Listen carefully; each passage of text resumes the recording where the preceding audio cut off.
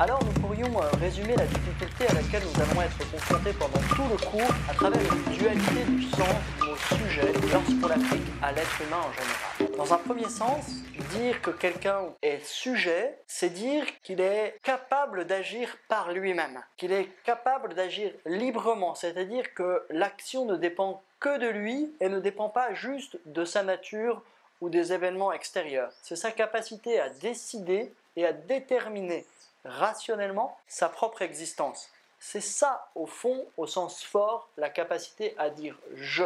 Je parle parce que je l'ai décidé et parce que je veux transmettre un sens rationnel à quelqu'un.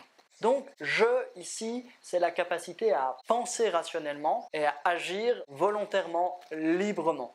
C'est ce qu'on pourrait appeler le sujet rationnel et que tous les êtres humains ont en partage. C'est exactement cet usage que Descartes fait du « je » dans les méditations métaphysiques lorsqu'il commence par dire « je pense, donc je suis ». Ma dubitando di tutto, mi appare subito evidente che io penso. E se penso, devo pur essere qualcosa. Io penso, dunque sono, dunque esisto. Ce « je pense, donc je suis » ne concerne pas que Descartes. N'importe quel lecteur qui est capable de comprendre ce qui est dit c'est que « je pense, donc je suis » s'adresse certes à Descartes, pas que Descartes. N'importe quel lecteur qui est capable de comprendre ce qui est dit, c'est que « je pense, donc je suis » s'adresse certes à Descartes, mais aussi à tous les autres lecteurs. Autrement dit, c'est un sujet qui est universel. Premier sens, le sujet rationnel, qui est la capacité universelle de tous les êtres humains à dire « je ». Et pourquoi l'être humain particulièrement dit « je » parce que c'est lui qui décide, qui est le maître de son action rationnelle et libre. Mais nous ne sommes pas des êtres abstraits, nous ne sommes pas complètement désincarnés, nous ne sommes pas juste une capacité à dire « je » dans l'absolu. Nous sommes des êtres concrets, insérés dans une histoire, dans des circonstances, dans une géographie, dans des relations humaines. Nous allons poser nos choix, comme dirait Sartre, dans une situation. Et le « je » alors ne désigne plus, ce que nous avons en commun avec tous les êtres humains. Le « je » marque mon individualité. Mais cette individualité, elle est composée d'énormément d'éléments qui forment notre identité. Quando le si studiano restando chiusi dentro le pareti di una biblioteca o di un collegio, ma appaiono assai lontane da esse, se vengono confrontate con i mille e mille fenomeni che sono la realtà del nostro mondo. E chi mai tra questi ci insegnerà con autorità qualcosa sulla quale non possa esservi alcun dubbio possibile? Voi siete troppo giovani. Avete ancora molto da studiare. E parlate contro Aristotele, è incredibile. Probabilmente di Aristotele conoscete soltanto le citazioni che ci riportano le Summe. E voi siete certamente il signor Descartes, il mio giovane condiscepolo di La Flèche. Il padre François della Compagnia di Gesù mi ha raccomandato questo giovane.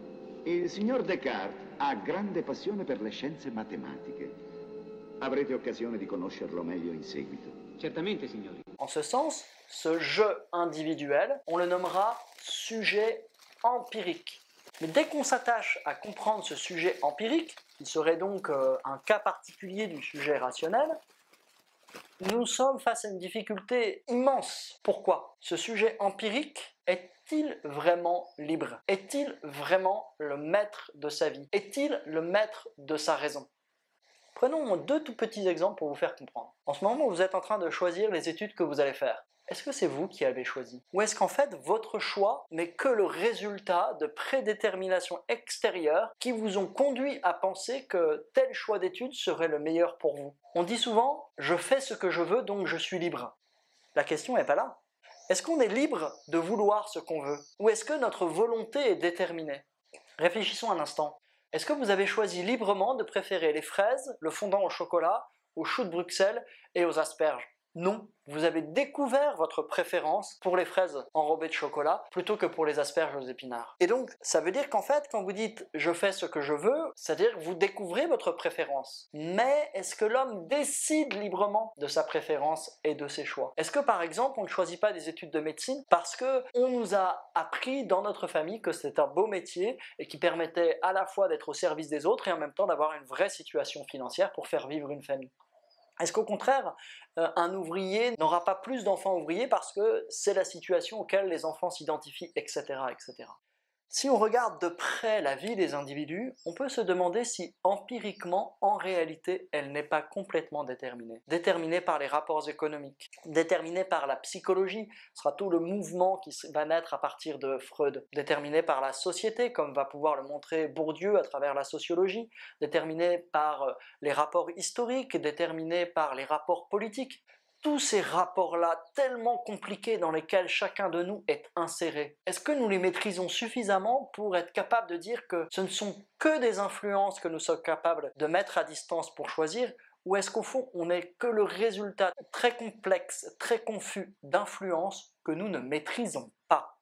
Et si nous ne les maîtrisons pas, comment pourrions-nous être libres de cela? Est-ce qu'au fond, la liberté alors ne serait pas qu'une illusion, que la marque de notre ignorance? Parce que nous serions ignorants des causes qui nous déterminent, nous allons croire que c'est nous qui décidons. Mais en fait, ce ne serait que le résultat d'influences extérieures, de détermination extérieure qui s'imposerait à nous, dont nous n'aurions pas conscience. Donc voilà le hiatus. Dans l'absolu, si l'homme est un animal raisonnable, alors il est un sujet rationnel, libre. Mais abstraitement, ça fonctionne. Concrètement, l'homme est toujours inséré dans une histoire avec des circonstances très complexes et des influences dont on ne peut cesser de se demander si en réalité elles ne sont pas des déterminations plus fortes que l'homme. Entre le pôle de la raison, de la volonté qui se dit libre, et le pôle des déterminations concrètes et absolues qui s'offrent à l'homme dans sa vie, où se trouve la liberté? Où se trouve le sujet? Où se trouve la place du désir, de la volonté, de Pascal? Ok, alors juste pour vous aider un petit peu à vous repérer dans le programme, on est en train de faire le premier bloc du programme que vous avez page 3 de votre manuel. Dedans, on va particulièrement traiter les notions de sujet, évidemment, mais on va traiter aussi principalement conscience et inconscient. Et pour traiter ces thèmes-là, on ne pourra pas faire autrement que de traiter aussi la question du désir et la question de la liberté. Ça, vraiment, ces 4 notions sont profondément liées. Et puis en même temps, mais un petit peu de côté, pas totalement, ça nous arrivera de parler de culture, de parler de politique ou d'échange, et puis peut-être aussi un tout petit peu de religion ou d'art. Donc toutes ces notions, retenez-les bien, parce que c'est là-dessus que vous devrez porter votre attention et faire des fiches à la fin. Moi je commence à péter un plomb.